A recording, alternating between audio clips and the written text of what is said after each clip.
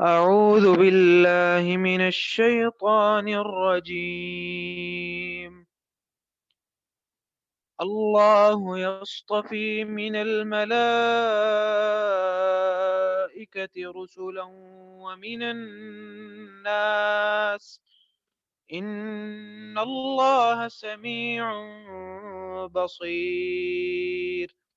يعلم ما بين أيديهم وما خلفهم، وإلى الله ترجع الأمور. يا أيها الذين آمنوا اركعوا واسجدوا واعبدوا ربكم وافعلوا الخير لعلكم تفلحون. وجاهدوا في الله حق جهاده، هو اجتباكم وما جعل عليكم في الدين من حرج، ملة أبيكم إبراهيم، هو سماكم المسلمين من قبل وفي هذا ليكون الرسول شهيدا عليكم وتكونوا شهداء على الناس. فأقيموا الصلاة وآتوا الزكاة واعتصموا بالله هو مولاكم فنعم المولى ونعم النصير.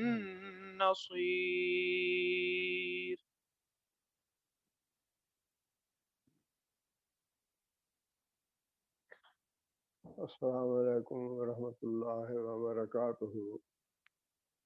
اعوذ باللہ من الشیطان الرجیم، بسم اللہ الرحمن الرحیم۔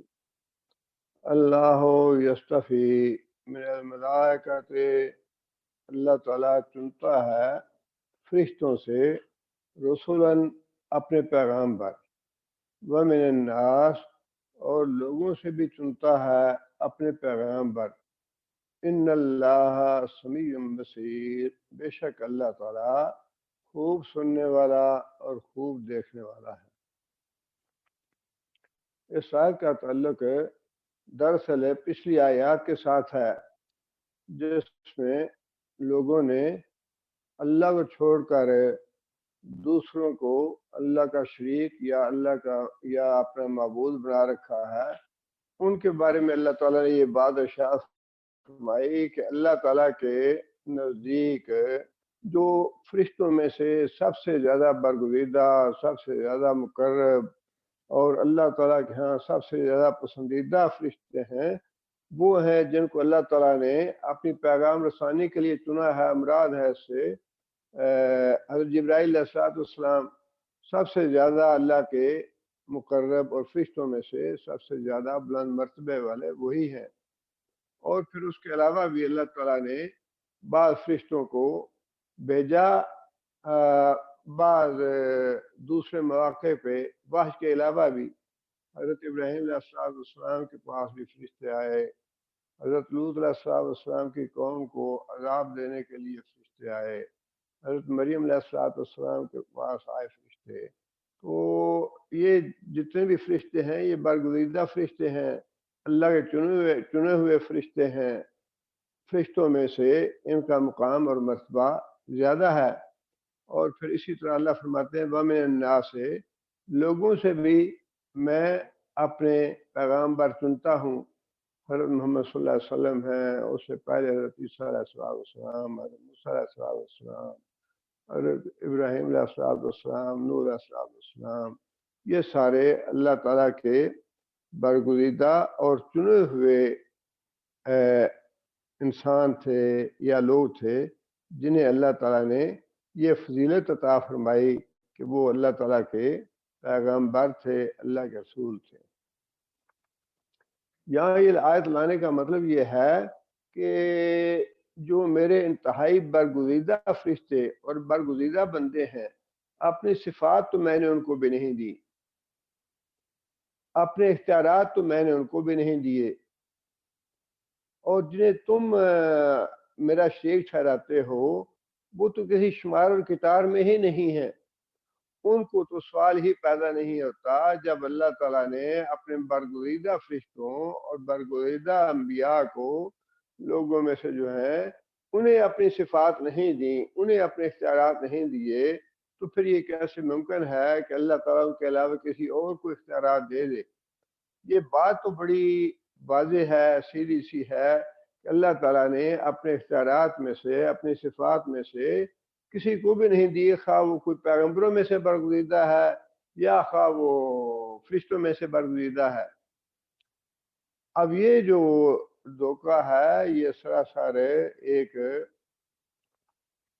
جھوٹا اور باطل پراپیگنڈا ہے کہ نہیں جی نہیں، بزرگوں کے پاس ہوتا بہت کچھ ہے، آپ بزرگوں کی بیعت تو کر کے دیکھیں، ایک دفعہ آئیں تو صحیح، بزرگوں اختیار تو اللہ کے پاس ہی ہے، لیکن اللہ ہی اختیار دیتا ہے نا انہیں بھی۔ یہ جو دھوکہ ہے نا، اس دھوکے کو مختلف جگہ پہ اللہ تعالیٰ نے اس کی مذمت کی ہے، اس کو باطل قرار دیا ہے، اور پھر انبیاء کے واقعات اللہ تعالیٰ نے بیان فرمائے ہیں۔ لوط علیہ السلام تھے، عاجز آ گئے، وہ جو ان کے گاؤں کے بدماش لوگ تھے، برے لوگ تھے، بدکار لوگ تھے، اور لیکن وہ اس بات پہ خود قادر نہیں تھے کہ کسی طریقے سے ان کو سزا دے پاتے، بلکہ بہت عاجزی کے ساتھ انہوں نے ان لوگوں سے یہ بات کہی کہ اگر تم بہت ہی میرے مہمانوں کی بےعزتی نہ کرو اور میری بیٹیاں ہیں ان سے نکاح کر کے لے جاؤ، اتنی عاجز آ گیا لوط علیہ السلام، جس کا مطلب یہ ہے کہ جو اپنے چنیدہ بندے ہیں، جو اپنے پیغام بر بندے ہیں، ان کو بھی اللہ تعالیٰ نے اپنی صفات اور اپنے اختیارات منتقل نہیں کیے۔ یہی بات اللہ نے یہاں فرمائی ہے کہ میں فرشتوں سے بھی برگزیدہ جو ہے وہ چنتا ہوں، اور لوگوں سے بھی برگزیدہ بندے اور چنیدہ بندے ہیں میرے، لیکن میں نے اپنے اختیار کسی کو نہیں دیے، اپنا جو صفات ہے میری وہ خاص میرے ہی لیے ہے۔ اس لیے اور فرمایا کہ اللہ تعالیٰ خوب سننے والا، خوب دیکھنے والا ہے۔ یعلم ما بین ایدیہم وما خلفہم وإلی اللہ ترجع الامور۔ اس میں اللہ تعالیٰ نے یہ بات ارشاد فرمائی کہ اللہ تعالیٰ نے چونکہ ان کو اختیار نہیں دیے، اس لیے اللہ تعالیٰ نے انہیں شفاعت کا اور سفارش کا اختیار بھی نہیں دیا۔ شفاعت کا اور سفارش کا اختیار صرف اسے ہی ہو سکتا ہے جو کسی آدمی کے ساری زندگی کے حالات سے واقف ہو، اور کوئی بھی نہ پیغمبر، نہ فرشتہ، نہ کوئی ولی کسی بھی آدمی کی ساری زندگی کے حالات سے، اعمال سے واقف ہے۔ وہ اللہ فرماتے ہیں کہ وہ تو صرف میں ہی ہوں جو جانتا ہے ما بین ایدیہم، جو ان کے آگے ہے، مراد ہے لوگ، اور ایدیہم سے مراد ہے زمانہ حال بھی ہے اور مستقبل بھی ہے، یعنی ان کے جو حال کے اعمال ہیں وہ بھی میں جانتا ہوں، اور جو آنے والے زمانے میں وہ اعمال کریں گے میں ان سے بھی واقف ہوں۔ وما خلفہم، اور جو ان کے پیچھے پیچھے مراد ماضی ہے، اور جو ماضی میں انہوں نے اعمال کیے میں انہیں بھی جانتا ہوں۔ وإلی اللہ ترجع الامور، اس لیے جتنے بھی معاملات ہیں وہ سارے کے سارے اللہ تعالیٰ کے اختیار میں ہیں، اللہ تعالیٰ کے ہاتھ میں ہیں۔ سزا اور جزا دینی اللہ کے ہاتھ میں ہے، جنت اور جہنم اللہ کے ہاتھ میں ہے، کسی کو نفع نقصان دینا یہ اللہ کے ہاتھ میں ہے، کسی کی مشکل کشائی کرنا، حاجت روائی کرنا یہ اللہ کے اختیار میں ہے، کسی کو صحت اور بیماری دینا یہ اللہ کے اختیار میں ہے۔ اللہ ترجع الامور، سارے کاموں کا جو اختیار ہے وہ صرف اللہ کے پاس ہے اور کسی کے پاس نہیں ہے۔ نتیجہ یہ ہے یا اس سارے مضمون کا خلاصہ یہ ہے کہ لوگوں کو ہر معاملے میں اللہ ہی کی طرف رجوع کرنا چاہیے۔ آگے پھر چونکہ اب یہ سورہ جو ہے اس کا اختتام ہے، تو اختتامی مضمون جو ہے اللہ تعالیٰ نے ان اگلی دو آیتوں میں ارشاد فرمایا ہے۔ حاصل سارا یہ ہے اس آیت سورہ کا یا ایھا الذین آمنوا ارکعوا واسجدوا واعبدوا ربکم وافعلوا الخیر لعلکم تفلحون۔ فلاح کا راستہ جو ہے وہ ایک ہی ہے، کامیابی کا دنیا میں بھی اور آخرت میں بھی راستہ اللہ تعالی نے بتا دیا۔ وہ راستہ یہ ہے کہ سب سے پہلے ایمان لاؤ، یا ایھا الذین آمنوا، کیونکہ اہل ایمان کو خطاب ہے، جس کا مطلب یہ ہے کہ سب سے پہلی شرط جو ہے وہ ہے ایمان والی۔ ایمان لانے کے بعد فرمایا کہ رکوع وسجدوا، رکوع اور سجود کرو، رکوع اور سجود سے مراد نماز پڑھو، وعبدوا ربکم، اور اپنے رب کی بندگی کرو بغیر شرک کے۔ نماز بھی عبادت میں شامل ہے، لیکن نماز کے علاوہ نماز کا خاص طور پہ اس کی اہمیت کی وجہ سے الگ ذکر فرمایا اللہ تعالیٰ نے، وہ بھی عبادت ہے، لیکن اس کے بعد پھر یہ بات ارشاد فرمائی اللہ تعالیٰ کی عبادت میں کسی کو شریک نہ ٹھہراؤ، وافعلوا الخیر، اور پھر نیک اعمال کرو، لعلکم تفلحون، امید ہے کہ اللہ تعالیٰ کے ہاں تم فلاح پاؤ گے۔ نیک اعمال، ایمان اور نیک اعمال کرنے کے بعد پھر جب اللہ تعالیٰ کے لیے یہ لفظ استعمال ہوتے ہیں کہ امید ہے تم فلاح پاؤ گے، تو اس کا مطلب ہے تو یقینی، لیکن اس میں اشارہ اس بات کی طرف بھی ہے کہ کہیں تم اپنے ایمان اور نیک اعمال پہ فخر نہ شروع کر دینا کہ ہم اپنے نیک اعمال اور اپنے ایمان کی وجہ سے جنت میں جائیں گے۔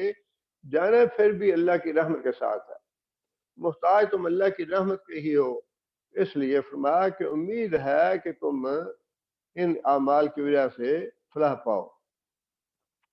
آگے پھر اللہ تعالیٰ نے آخری آیت میں یہ بات ارشاد فرمائی ہے، وَجَاهِدُوا فِي اللَّهِ حَقَّ جِهَادِهِ هُوَ اجْتَبَاكُمْ، جہاد کرو اللہ کی راہ میں جس طرح جہاد کرنے کا حق ہے۔ جہاد چونکہ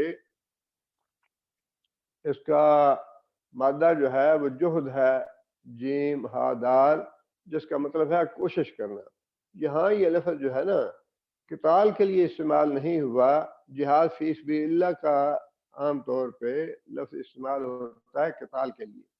یہاں پہ اللہ تعالیٰ نے جہاد کا لفظ استعمال کیا ہے دین کے لیے کوشش کرنا، اپنی فلاح کے لیے کوشش کرنا، دین کے لیے کوشش کرنا۔ اللہ فرماتے ہیں کہ دین کے لیے کوشش کرو، اس طرح فی اللہ، اللہ کی راہ میں، اس سے مراد یہ ہے کہ دین کے لیے، اللہ کے دین کے لیے کوشش کرو، اور کوشش اس طرح کرو جس طرح کوشش کرنے کا حق ہے۔ وہ اجتباکم، اس لیے کہ اللہ تعالیٰ نے تمہیں اس کام کے لیے چنا ہوا ہے۔ یہ بات اللہ تعالیٰ نے اس سے پہلے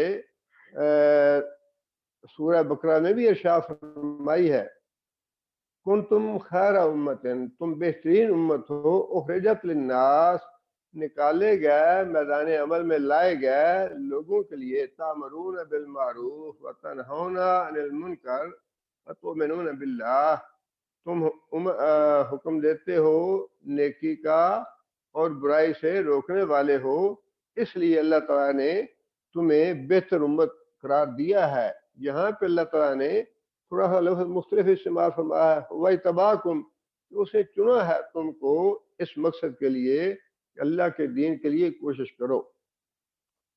اللہ کے دین کے لیے کوشش کرنے کا مطلب یہ نہیں ہے کہ کوئی بہت بڑے بڑے منصوبے بنائے جائیں اور بڑے بڑے کام کیے جائیں تو تب ہی وہ اللہ کو قبول ہوتے ہیں، یا یہی اللہ سے مراد ہے۔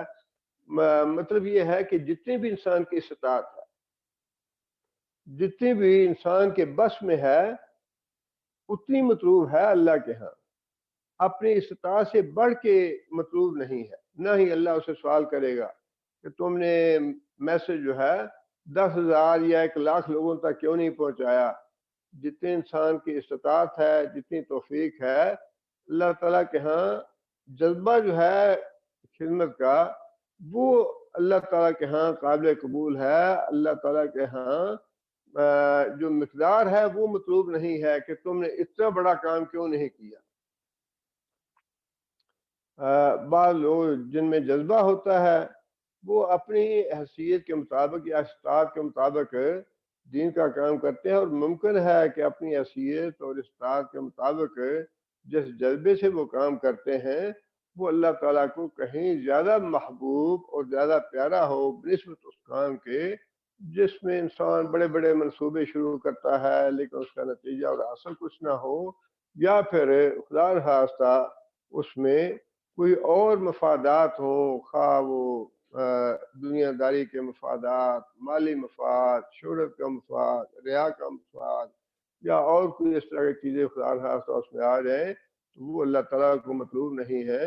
بے شک کام تھوڑا ہو لیکن خالص اللہ کی رضا کے لیے ہو تو وہ اللہ تعالیٰ کو محبوب ہے، اللہ تعالیٰ کے ہاں قابل قبول ہے۔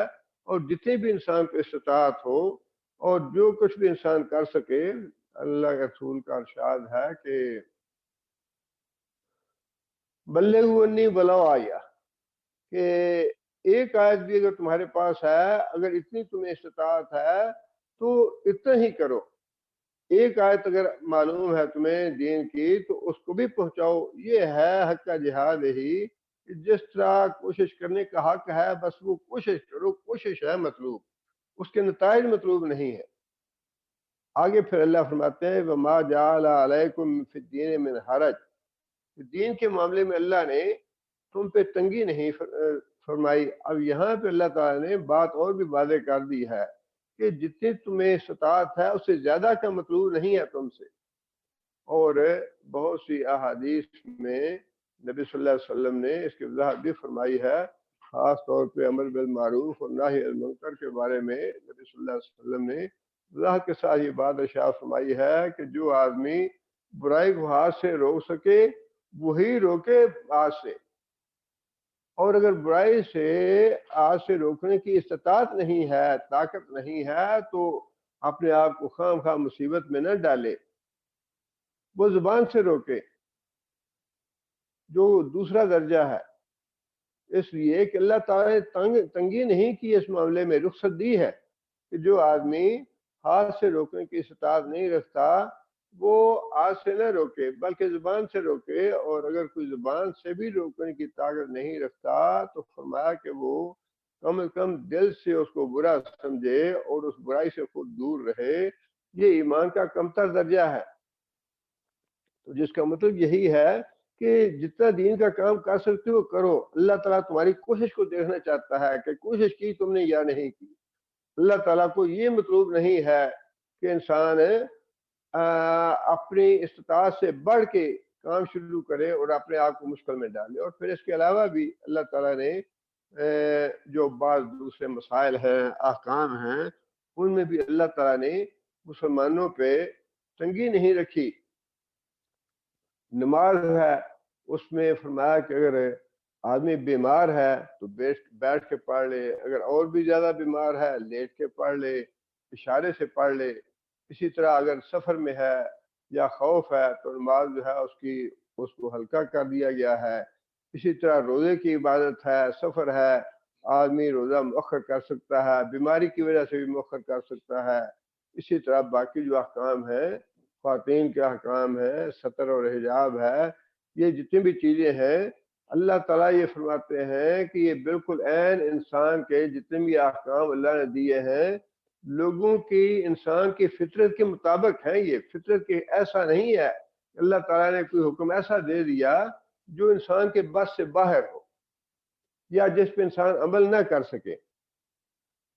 جتنے بھی اللہ تعالیٰ نے قوانین اور احکام بنائے ہیں، اگر کوئی آدمی یہ کہے کہ قوانین حدود جو ہیں وہ ممکن نہیں ہے تو اس کا مطلب یہ ہے کہ وہ ایمان نہیں لایا۔ یہ بات جو سمجھ نہیں کہ قوانین حدود جو ہیں وہ ظالمانہ قوانین ہیں، چور کے ہاتھ کاٹ دینے یہ تو ممکن نہیں ہے آج کل کے زمانے میں، یا سنسار کرنا، یا دوسرے جو احکام ہیں، قصاص کا حکم ہے، یہ ساری چیزیں جو ہیں اللہ نے فرمایا ہے کہ یہ بالکل تمہاری بھلائی کے لیے، تمہاری خیر کے لیے ہے، اور ایسا نہیں ہے کہ جو احکام ہم نے دیے ہیں وہ کوئی غیر فطری ہو۔ نماز کا حکم ہے، روزے کا حکم ہے، حج کا حکم ہے، زکوٰۃ کا حکم ہے، یہ سارے کے سارے احکام جو ہیں اللہ فرماتے ہیں کہ انسان کی عین فطرت کے مطابق ہیں، اور اس میں انسانوں پہ سختی یا تنگی نہیں کی گئی۔ آگے پھر یہ بات ارشاد فرمائی ملت ابیکم ابراہیم، کہ جو تمہارے باپ ابراہیم کا طریقہ ہے اس پہ قائم ہو جاؤ۔ ہوا سماکم المسلمین، اس نے تمہارا نام رکھا ہے مسلمان، من قبل، اس سے پہلے، اس قرآن سے پہلے، اس قرآن جی کے نازل ہونے سے پہلے اللہ تعالیٰ نے تمہارا نام مسلمان رکھا ہے۔ وفی ہذا، اور اس قرآن مجید میں بھی تمہارا نام مسلمان رکھا گیا ہے۔ اب اس معاملے میں بھی بہت افراد تفریح سے کام لیا لوگوں نے۔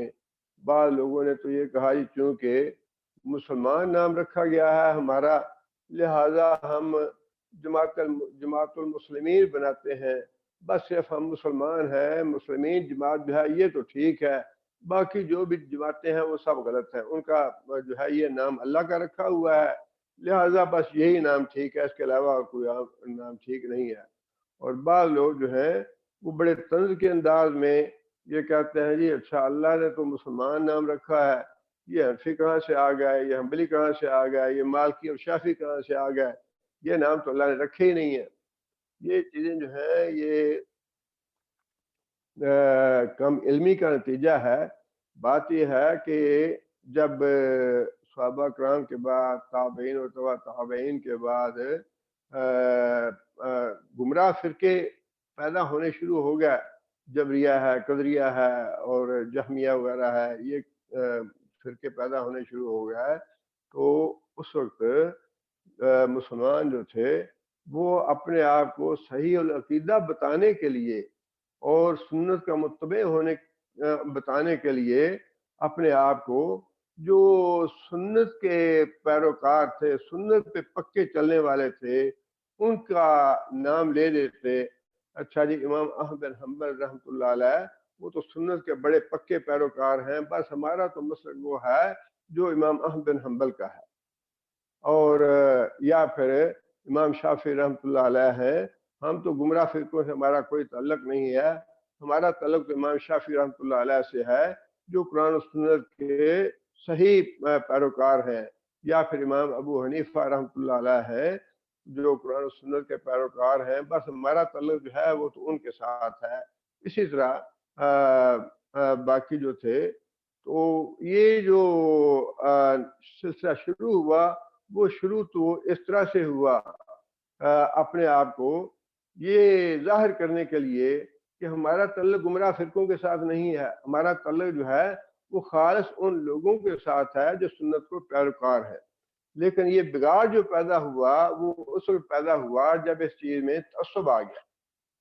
جب اس چیز میں تعصب آ گیا، تعصب کا مطلب یہ ہے کہ انسان اپنے آپ کو تو صحیح سمجھے، باقی لوگوں کو غلط سمجھے، اس وقت بگاڑ پیدا ہوا۔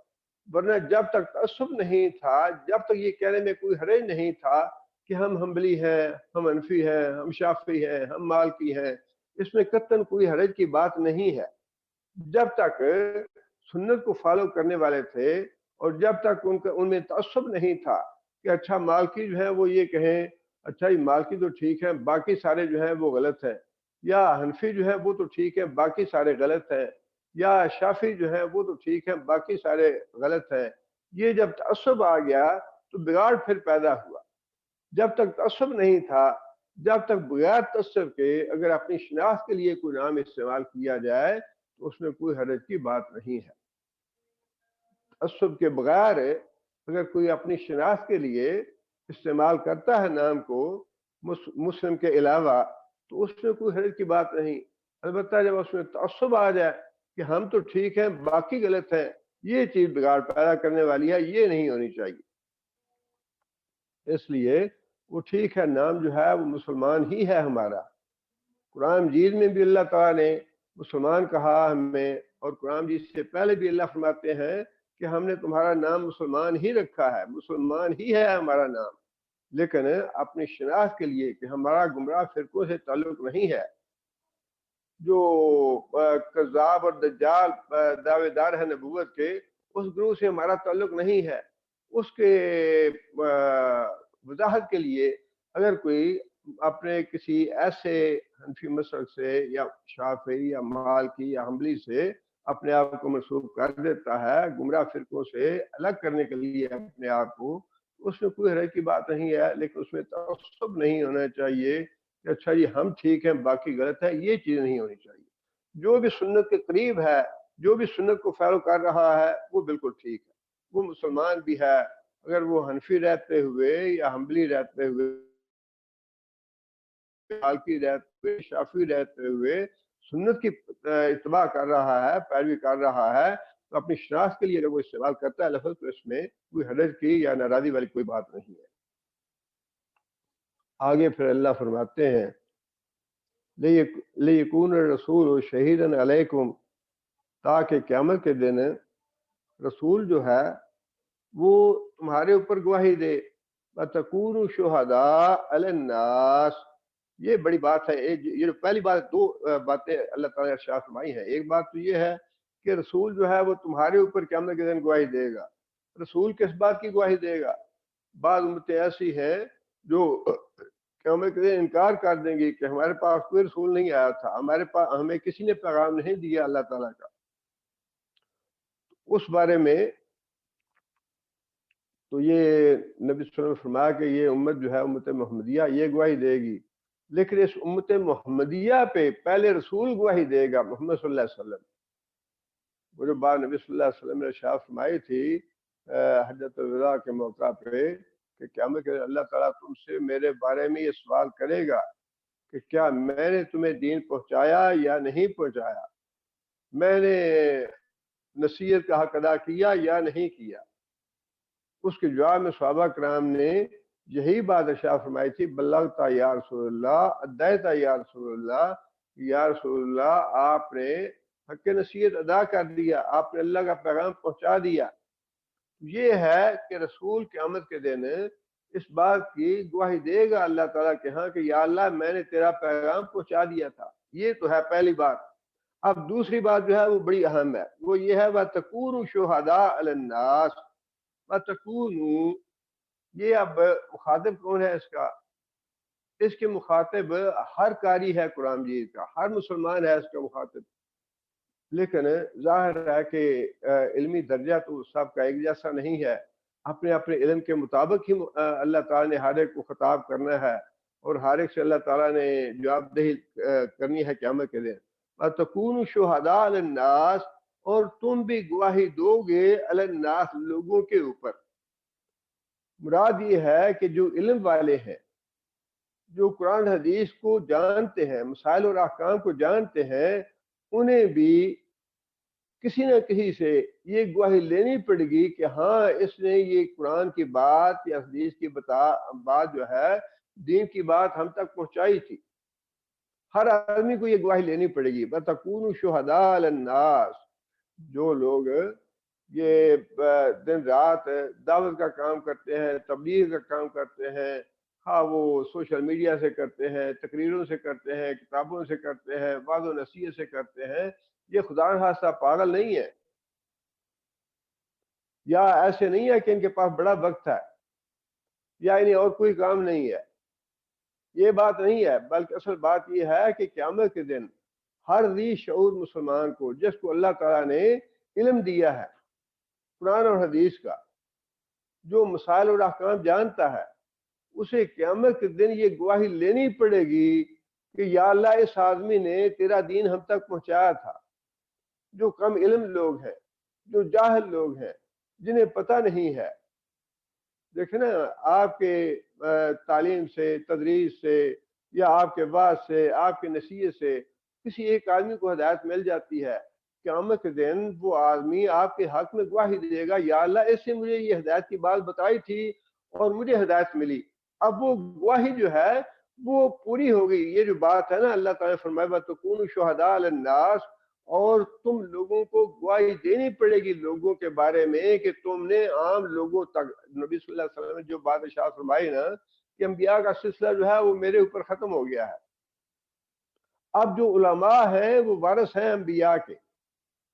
یہ ہے وہ بات جو اللہ تعالیٰ نے اس آیت میں ارشاد فرمائی ہے کہ جو علم والے ہیں، جتنے بھی علم ہے اس کا کوئی معیار نہیں ہے۔ کہ ضرور سارے قرآن مجید کا ترجمہ آتا ہو، تفسیر آتی ہو، ساری حدیثیں پڑھی ہو، سارا ذخیرہ حدیث کا چھان مارا ہو، بس وہ عالم ہے. ایسی بات نہیں ہے. بات یہ ہے کہ ہر مثال کے طور پہ والد جو ہے وہ اپنے جو گھر کے اہل و عیال ہیں ان کے بارے میں اپنے جو گھر کا شوہر ہے یا باپ ہے اس کو گواہی بچوں سے لینی پڑے گی کہ ہاں یا اللہ ہمارے باپ نے ہم تک دین پہنچایا تھا. بیوی کو یہ بات جو ہے قیامت کے دن گواہی اس سے مطلوب ہے کہ وہ یہ بتائے قیامت کے دن کہ ہاں یا اللہ شوہر نے سارا تیرا دین مجھ تک پہنچایا تھا. اسی طرح اللہ حاضر القیاس یہ ہر آدمی کی درجہ بدرجہ پھر ذمہ داری ہے کہ اپنے اہل و عیال کے بعد اپنے دوست احباب میں دین کا کام کرے، اپنے دوست احباب کے علاوہ پھر عوام الناس میں کام کرے، جتنا بھی ہو سکتا ہے، جیسا بھی ہو سکتا ہے، تاکہ کوئی تو گواہی دے ہمارے بارے میں. کوئی ایک آدمی تو ہو جو قیامت کے دن یہ بات کہے کہ ہاں یا اللہ اقبال نے تیری بات ہمیں بتائی تھی، یا کوئی ایک آدمی تو ہو جو اس بات کی گواہی دے کہ ہاں یا اللہ فلاں آدمی نے تیرا دین مجھ تک پہنچایا تھا اور اس سے مجھے ہدایت مل گئی. کوئی ایک آدمی تو ہو دنیا میں. یہ ہے وہ بات جس کا اللہ مطالبہ کر رہے ہیں یہاں پہ. وَتَكُونُوا شُهَدَاءَ عَلَى النَّاسِ. رسول جو ہے وہ تو اس دنیا میں ایک طرح سے گواہی لے کے رخصت ہوا نا، اپنے گواہ پیدا ہو کے گیا، پیدا کر کے گیا. سارے صحابہ نے اس بات کی گواہی دی، اور پھر آنے والا جو وقت ہے قیامت تک کے لیے جتنا بھی دین پھیلا وہ سارا نبی صلی اللہ علیہ وسلم کی جد و جہد کی وجہ سے پھیلا، اور ہم سب گواہی دینے والے ہیں کہ اللہ کے رسول نے پیغام پہنچایا، تبھی ہم مسلمان ہیں. ہم تو سارے کے سارے گواہ ہیں رسول اللہ صلی اللہ علیہ وسلم کے لیے. لیکن خود مجھے بھی تو یہ گواہی حاصل کرنی ہے، آپ کو بھی یہ گواہی حاصل کرنی ہے قیامت کے دن. آپ کو بھی یہ فکر ہونی چاہیے، مجھے بھی یہ فکر ہونی چاہیے کہ میرے بارے میں کون گواہی دے گا قیامت کے دن، آپ کے بارے میں کون گواہی دے گا قیامت کے دن کہ ہاں یا اللہ اس آدمی نے مجھے ہدایت کی بات بتائی تھی اور میں بدعت چھوڑ کے صحیح راستے پہ آ گیا، میں شرک چھوڑ کے صحیح راستے پہ آ گیا، یا میں کفر چھوڑ کے صحیح راستے پہ آ گیا. ہر آدمی کو یہ گواہی جو ہے وہ قیامت کے دن ایک نہ ایک گواہی تو دینی پڑے گی قیامت کے دن. یہی بات ہے جو فرمائی اللہ نے وَتَكُونُوا شُهَدَاءَ عَلَى النَّاسِ. لوگوں کے اوپر تمہیں گواہ بنا کے لایا جائے گا کہ تم گواہ بتاؤ کہ تمہارا گواہ کون ہے، تم نے کس کو ہدایت دی، تم نے کس کو نصیحت کی، تم نے کس کو واعظ کیا. یہ بڑی اہم بات ہے جو اللہ تعالیٰ نے فرمائی کہ رسول تو گواہی دے گا ہی، لیکن تمہیں بھی یہ گواہی قیامت کے دن دینی بھی پڑے گی اور لینی بھی پڑے گی. دینے کے لیے تو ہمارے جو استاد ہیں ان کے بارے میں ہم گواہی دیں گے کہ یا اللہ ہمارے والد نے ہمیں قرآن پڑھایا تھا، ہمارے والدہ نے ہمیں قرآن پڑھایا تھا، دین سکھایا تھا، ان کے بارے میں. لیکن آگے ہمیں بھی گواہی لینی ہے کسی نہ کسی کی کہ ہم نے کس کو بتایا. آگے وہ جو قرآن ہمیں والدین نے پڑھایا سکھایا یا اساتذہ سے ہم نے پڑھا یا سیکھا جو بھی تھا، وہ آگے ہم نے کس کو پڑھایا، کس کو ہم نے سکھایا، یہ گواہی ہمیں لینی پڑے گی اور ہمیں سے ہر ایک کو لینی پڑے گی. آگے پھر اللہ فرماتے ہیں فَأَقِيمُوا الصَّلَاةَ وَآتُوا الزَّكَاةَ. نماز قائم کرو، زکوٰۃ دو، وَاعْتَصِمُوا بِاللَّهِ. اور اللہ تعالیٰ کی رسی کو مضبوطی سے تھام کے رکھو. یہ اللہ تعالیٰ کی جو رسی ہے جس کو مضبوطی سے اللہ تعالیٰ کو مضبوطی سے تھامنے کا حکم ہے، اس میں کیا ہے؟ اس میں یہی ہے کہ قرآن اور سنت جو ہے نا، اتحاد کی بنیاد یہی ہے. اتحاد کی بنیاد جو ہے جتنے بھی فرقے ہیں، خواہ وہ گمراہ فرقے ہیں یا غیر مسلم فرقے ہیں، کافر ہیں، مشرک ہیں، مسلمانوں میں سے ہی جو کچھ ہے، جو ہے نا اتحاد، وہ بدعت پہ اتحاد نہیں ہو سکتا، شرک پہ اتحاد نہیں ہو سکتا، گمراہی پہ اتحاد نہیں ہو سکتا. اتحاد اگر ہوگا تو نیکی پہ ہوگا، کتاب و سنت پہ ہوگا، اور اس بات پہ ہوگا جس کا اللہ کے رسول نے حکم دیا ہے. اس کے علاوہ باقی چیزوں پہ اگر کوئی انسان کسی کو کہے جی اس کو مضبوطی سے تھامے، سارے تھام لے، تو سارے تو نہیں تھامیں گے. جو گمراہ ہیں وہی تھامیں گے، اور جو اللہ کا حکم ہے وہ یہ ہے کہ کتاب و سنت کو تھامو، اللہ کی رسی تھامو. اللہ کی رسی میں قرآن مجید بھی ہے اور نبی صلی اللہ علیہ وسلم کی احادیث ہیں. یہ دو چیزیں ہیں جن کو تھامنے کا حکم دیا گیا ہے. وہ مولاکم، وہ تمہارا مولا ہے، سرپرست ہے، دوست ہے، مددگار ہے. فنعم المولا ونعم النصیر. اور سب سے بہتر دوست، سب سے بہتر مددگار وہی ہے نعم النصیر، بہت ہی بہتر مددگار. مطلب یہ ہے کہ انسان کو توکل اللہ پہ کرنا چاہیے، انسان کو سہارا اللہ کا ہونا چاہیے، انسان کو ہر معاملے میں الی اللہ ترجع الامور، سارے معاملات جو ہیں وہ اللہ کے ہاتھ میں ہیں، اللہ کے اختیار میں ہیں. لہٰذا انسان کو اپنی ساری امیدیں اللہ سے وابستہ کرنی چاہیے. اللہ کے علاوہ کہیں سے نبی صلی اللہ علیہ وسلم کی شفاعت جو ہے وہ واجب ہے اور فرض ہے، لیکن وہ بھی اللہ کی رحمت سے مشروط ہے. وہ بھی اسے ہی حاصل ہوگی جس پہ اللہ کی رحمت ہوگی. اسی طرح باقی جو اولیاء اللہ ہے ان کی شفاعت بھی ہے، صلحاء، شہداء، حافظ قرآن، سارے کی لوگوں کی. لیکن سب کی شفاعت جو ہے نا وہ اللہ کی رضا سے اور اللہ کے مرضی سے مشروط ہے. اس لیے انسان کو سارے طرف، ہر طرف سے اپنی امیدیں ختم کر کے اللہ تعالیٰ پہ ساری امیدیں وابستہ کرنی چاہیے، اللہ پہ توکل کرنا چاہیے اور اللہ سے ساری امیدیں وابستہ کرنی چاہیے. اس لیے فرمایا کہ بہترین دوست اور بہترین مددگار، بہترین سرپرست جو ہے اللہ ہی کی ذات ہے. لہذا اللہ تعالیٰ پہ اعتماد کرو، اللہ پہ توکل کرو، اللہ پہ بھروسہ رکھو. اللہ تعالیٰ ہمیں سمجھنے کی اور عمل کرنے کی توفیق عطا فرمائے. بسم اللہ الرحمن الرحیم. ربنا علمنا انفسنا ان لم تغفر لنا وترحمنا لنكونن من الخاسرین. ربنا آتنا في الدنيا حسنة وفي الآخرة حسنة وقنا عذاب النار. ربنا هب لنا من أزواجنا وذرياتنا قرة أعين واجعلنا للمتقين إماما. ربنا اصرف عنا عذاب جهنم إن عذابها كان غراما إنها ساءت مستقرا ومقاما. اللهم أعز الإسلام والمسلمين. اللهم أعز الإسلام والمسلمين. اللهم أذل الشرك والمشركين. اللهم دمر أعداء الدين. اللهم نبر قلوبنا بنور الإيمان. اللهم ثبتنا على الإسلام. اللهم اغفر لجميع المؤمنين والمؤمنات الأحياء منهم والأموات. ربنا تقبل منا إنك أنت السميع العليم وتب علينا إنك أنت التواب الرحيم. سبحان ربك رب العزة عما يصفون وسلام على المرسلين.